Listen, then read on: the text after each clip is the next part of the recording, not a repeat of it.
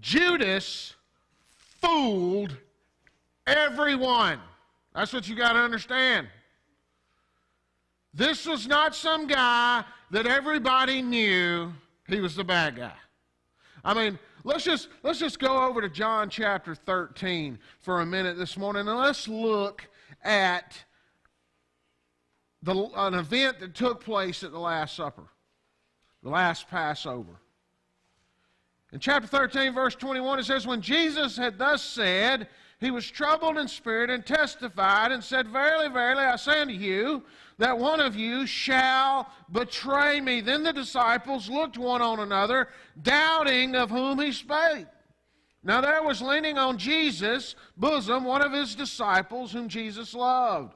Simon Peter therefore beckoned to him that he should ask who it should be of whom he spoke. Now we can glean a few things from those couple of verses. You got all the disciples kind of lounging around the table, which would have been common at that time. Jesus drops this bombshell that one of the inner circle is going to betray him, and they're all looking around saying, well, who is it? You know what that means? Judas fooled everyone. Everyone but Jesus. Judas pulled the wool over their eyes. They never saw it coming. You got to wonder something about this guy. What makes a guy think like this, right? I mean, how do you get to the point that the teacher that you've been following for some 3 years now, living with day and night, seeing all the miracles that he did, you have seen the dead raised, you have seen the lame walk, you have seen the blind or seen a blind man healed, you have seen new arms given to people that were lame, you have seen all of these things. And somehow Judas still arrives at a point where he is betraying Jesus. How do you get there? What makes this guy tick? Well, we could say that Judas does not care about Jesus. Judas doesn't love Jesus. Judas is, he's worried about himself. But see, that's not what the story tells us, is it? That's not how it worked. Let's go back to in Matthew 27, an event that took place after Jesus' arrest, after the beatings, after Judas saw the events unfolding. And in Matthew 27, verse 3, it says, then Judas, which had betrayed him, when he saw that he was condemned, repented himself, and brought again the 30 pieces of silver to the chief priest and the elders, saying, I have sinned, and that I have betrayed the innocent blood. And they said, what is that to us? See thou to it. And we know what happened. He goes out and hangs himself, right? Those are odd actions for somebody that doesn't care anything about the person they just betrayed. If you didn't care anything about the person you just betrayed, you would sleep just fine at night, right? So there is love there for Jesus. So how does somebody that loves Jesus, cares about Jesus enough to hang yourself when you see him condemned, get to the point that you become the greatest betrayer in the history of the known world? Those seem like two extremes, don't they? If you want to understand Judas, we got to go back 6 days. We got to go back almost a week before to John chapter 12. And we're going to learn something about ourselves and about this one we call Judas. In John chapter 12, we have an event that takes place in Bethany. And it's important that we understand the context of what is going on at this point in time. Y'all remember the story. Mary and Martha had a brother His name was Lazarus. He was a friend of Jesus's. Jesus was close to this family. And every time he would make it around Jerusalem way at the feast and the festivals, he would end up staying with them at some point. And they were well acquainted. So when Lazarus gets sick and they realize this is not just any old illness, they send for Jesus, and Jesus takes his own sweet time getting there, right? Well, let me tell you, there's a lesson in that for us, because you may have a big problem, but God's going to get there when God gets there. He's on his own timetable. So Jesus shows up late in their eyes. Lazarus is dead, and he's already been in the tomb. And we all know what happens after that, right? Jesus walks up, he says, don't worry about it. Lazarus come forth, and dead men get up and start walking. You reckon that got some attention? That's how we end up at chapter 12. Then Jesus, 6 days before the Passover, came to Bethany, where Lazarus was, which had been dead, whom he raised from the dead. There they made him a supper. Okay, let's don't just read past that. They didn't just invite him to dinner. Okay? That's not what they did. This is a planned event, and he is the guest of honor. And they are turning it out for him. It is a full court press. Why? Because he's just raised their brother from the dead, and they want to show him how grateful they are. And let's don't miss this. It's not just a handful of disciples showing up for dinner. Let's look forward. Verse 9 of chapter 12. Much people of the Jews therefore knew that he was there, and they came not for Jesus' sake only, but that they might see Lazarus. So you've got this dinner going on. You've got this party going on to celebrate this raising of Lazarus. Jesus is the guest of honor. Everybody who's anybody is there, and the people are flooding out of Jerusalem, out of this surrounding area, who have been arriving for the Passover and going to Bethany because they just got to see if what they've heard is true, because dead men don't get up. And if dead men get up, then it's the resurrection. And if this is the resurrection, the Messiah is here, and we've been waiting on that for thousands of years. So they're flooding into Bethany to see what's going on. This is a big deal. So let's look at what happens at the dinner. There they made him a supper, and Martha served. But Lazarus was one of them that sat at the table with him. Then took Mary a pound of ointment of spikenard, very costly, and anointed the feet of Jesus, and wiped his feet with her hair, and the house was filled with the odor of the ointment. Now we had three individuals that have just been mentioned there. We got Martha, we got Mary, we got Lazarus, right? You just saw everybody that surrounds Jesus right there. Those are types. Martha's the one that loves Jesus and is serving him, and she's getting the work done. She's taking care of business. This is in honor of the one that just raised her brother from the dead, and she's the one that was always in the kitchen, and she's throwing on a supper, and he's not going to go lacking anything, and this is going to be the best supper that's ever been. And there's Lazarus. He's sitting where? He's at the table with Jesus. Let me tell you something. Lazarus is a picture of those that were dead, but ain't dead no more, and they're sitting at the table. Right there with him. The king's table.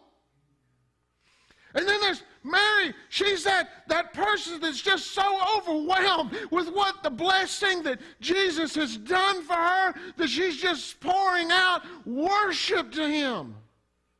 And she gets a lot of press, but let's don't forget the other two. But now Mary, it says that she took this pound of perfume, is what it is. And it's actually about 11 and a half ounces is what it really is.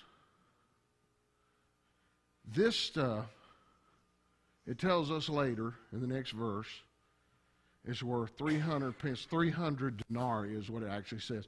Denarii being a day's wages. If you figure it out on a Jewish timetable, they work 12-hour days, 6 days a week, took the Sabbath off. A year's wages is what this one thing cost. 11 and a half ounces. A year's wages. So let's just say you're on the low end of income and you're making minimum wage and you're somewhere in the $25,000 range, give or take.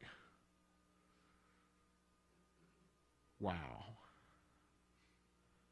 She's fixing to bust open $25,000 in one act. Wow. And so you got to understand something about women at this time. They took great pride in their hair. The hair, they didn't wear it down in public. That only their husband really ever saw their hair. And she's there at Jesus' feet, and she busts open this bottle, and there's no sealing it back. These bottles, once they're opened, there's no putting it back. You have to break the bottle open. And she breaks it open, and she just pours it all out.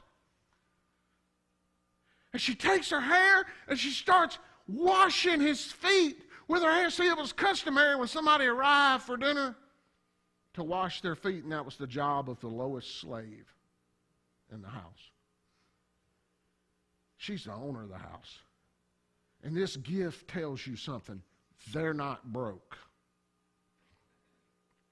Because you can't be broke and have this.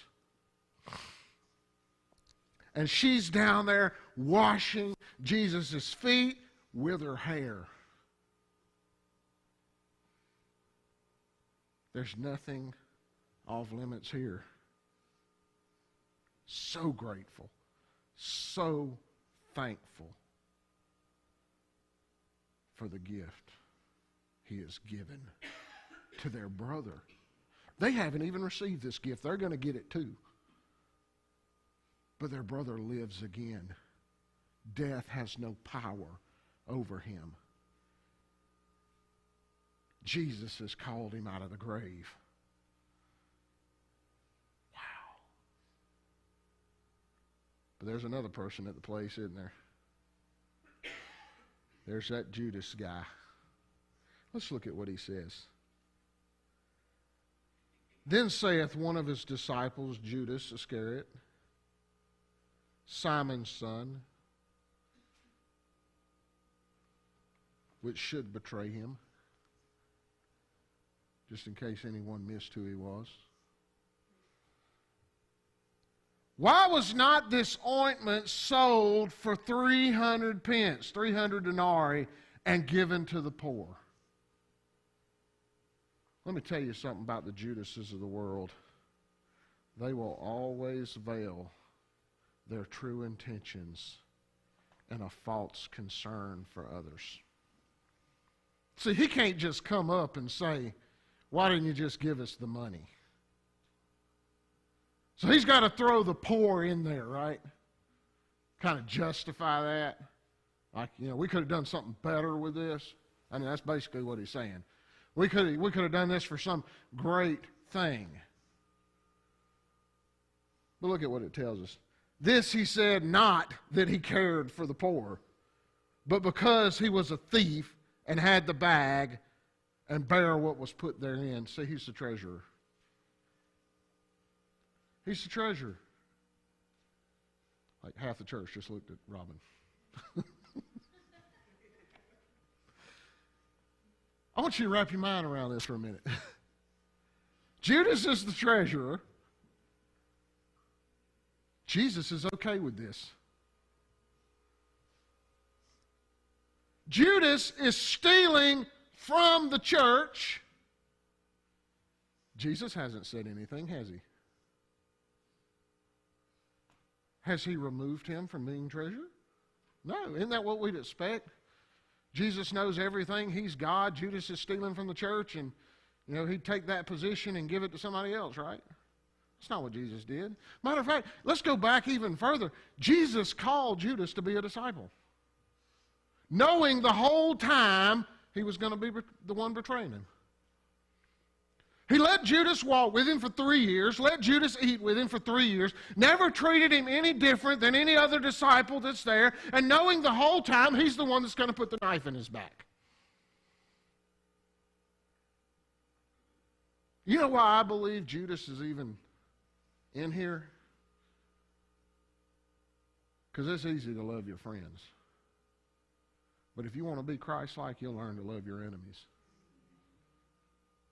You'll learn to love even the one that puts the dagger in your back. See, Judas he's here and he says, well, why don't we take it and give it to the poor? See, what's happening here, Mary is assessing Jesus' worth. And it's immeasurable. But over here, Judas is assessing Jesus' worth. And it's a waste. Let me tell you something about where you have to be careful with this Judas factor. You see, Judas, in his assessment, has fallen into a trap, so to speak. See, think about it for a minute. He was the treasurer. Just told you he'd been stealing. Jesus has done nothing about it.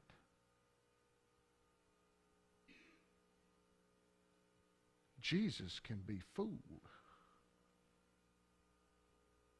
Doesn't matter, Jesus is all the time telling them what other people said when he wasn't even around.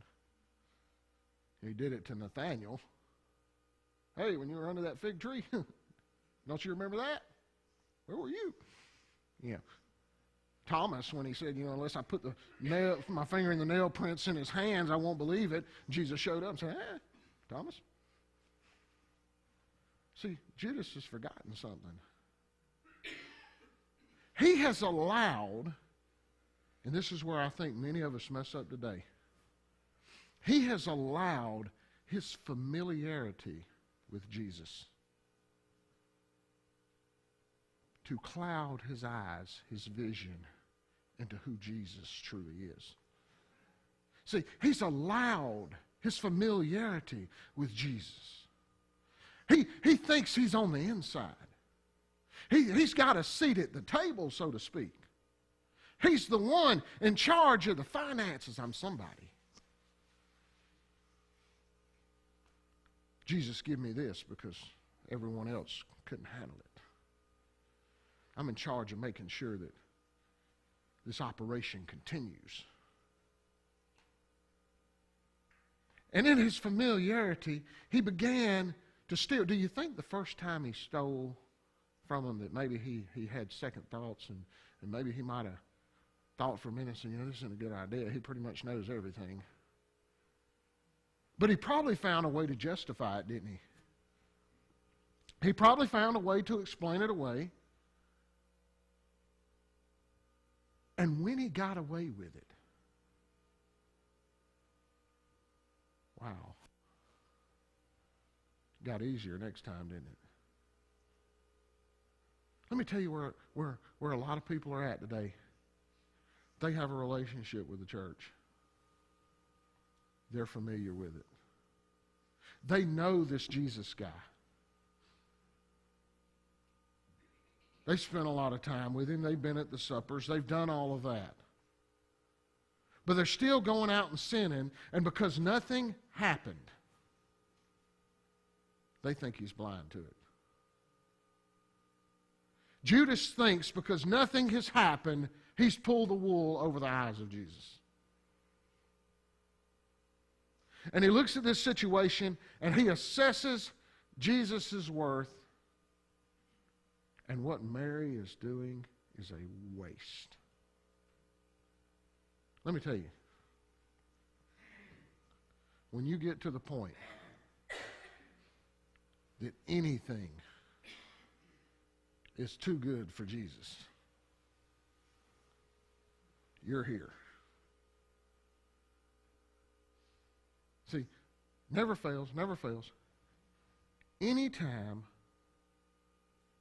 in a church body, in a church family, you start talking about mission projects or whatever the case may be, there's always going to be somebody that thinks you're spending too much. It could have been done cheaper. It could have been done better. Maybe there was something else that was more important that should have been done. All of these things, but all of that stems from one thing: Jesus is not worth it. Because if Jesus was worth it, that wouldn't be an issue.